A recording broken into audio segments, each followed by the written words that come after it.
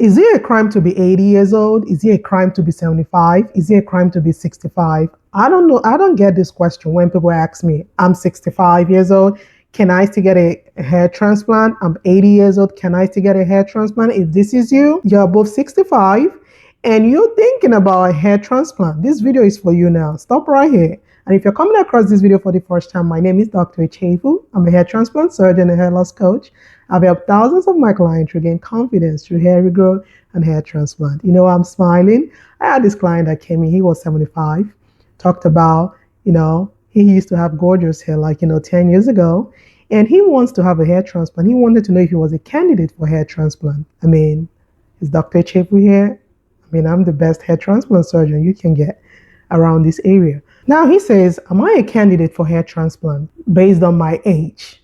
I'm like, come on, that's not the right question. The right question should be, am I a candidate for hair transplant? Period. You are a candidate for hair transplant no matter the age you're in.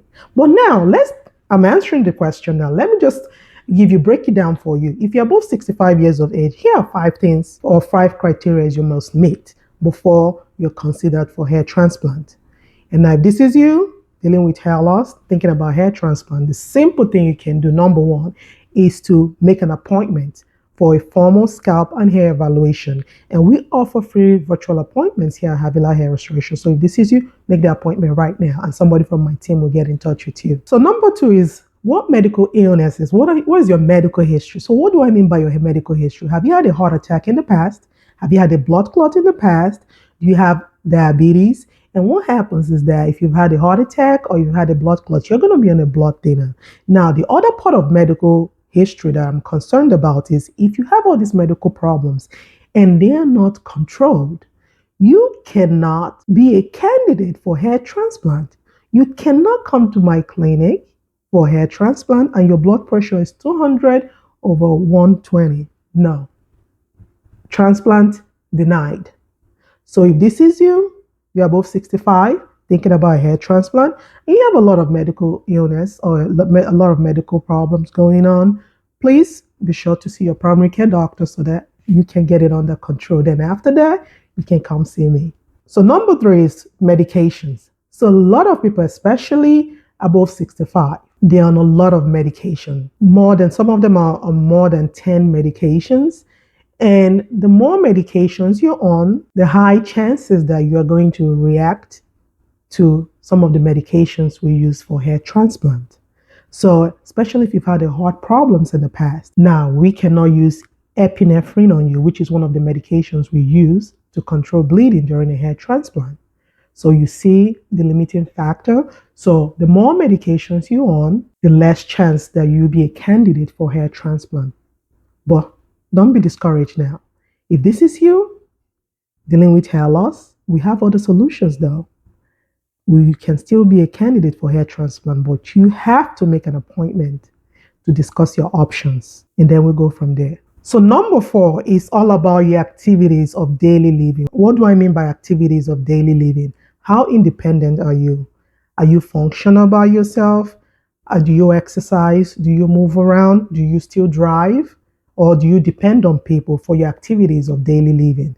So if this is you, you're not mobile, you don't move around, you're weak, fatigued, you're not able to take care of yourself, you probably won't be a candidate for hair transplant. Because what? Hair transplant is very, very, very demanding on the body, especially with age. So you don't want to get other hair transplant, stay in one spot for so many hours, and there's no one to watch you at home. So that can be a factor too. That can be really a strong factor for me not to consider someone a candidate for hair transplant. Then finally, number 5 is, how compliant are you with taking your medications? You see? So that's why medical history is very important. Once we go through your medical history and I see your medical illnesses are not under control, that signifies to me that you might have a problem with compliance, with adherence to taking your medication. So if you're the person and you know that when you get older, you're kind of stuck in your ways, you don't want someone to change how you think about things.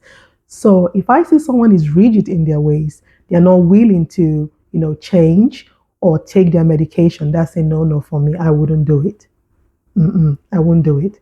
That will definitely, I won't go ahead with the hair transplant because they wouldn't do what they're supposed to do. And if something happens or fails with the hair transplant, it's going to come back on me. So that's really a strong indicator for me too, not to proceed with a hair transplant.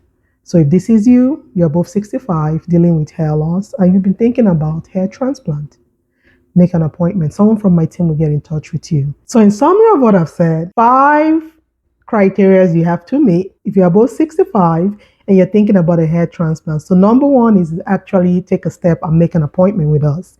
That will only qualify you if you just make that appointment. Now, number two is your medical illnesses and are they under control? Now, number three is the medications you take. And the more number of medications you take, the possibility of a reaction is high. So that can also be a limiting factor. The number four is your ADLs, which is your activities of daily living. How independent are you? Are you functional? Do you exercise? Do you move around? And if that is you, you're independent, you take care of yourself, there's no reason for you not to get a hair transplant. Then finally, number five, how compliant are you in taking your medication? Now, your medical history will say a lot about you if you're compliant or not. So if this is you and you know you meet all these criteria that this is not a problem for you, hey, we're here for you. I'm sure you're going to love my other videos on YouTube. So head over to YouTube. YouTube name is Dr. Echefu. Go watch it, or you send your loved one this video that's thinking about a hair transplant. Until next time, bye-bye.